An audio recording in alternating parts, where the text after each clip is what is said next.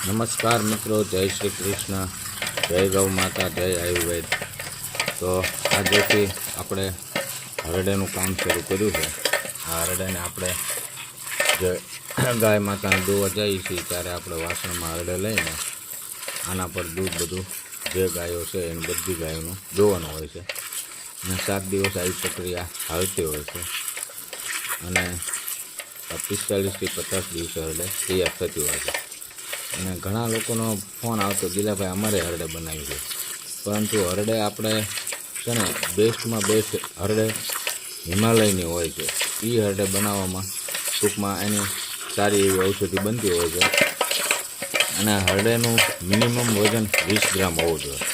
20 ગ્રામ હોય, 25 ગ્રામ હોય, 30 ગ્રામ હોય, 35 ગ્રામ હોય, પછી જે આપણને મળે એ પ્રમાણે હરડે લેવાની હોય છે। તો એકદમ ફર્સ્ટ ક્લાસ ક્વોલિટીની હરડે હશે તો સારું એવું પરિણામ મળશે। તો આજેથી આપણે ચાલુ કર્યું છે, જે મિત્રો હરડેના ઓર્ડર આપતા એને હવે 45 થી 50 દિવસની અંદર મળી રહેશે।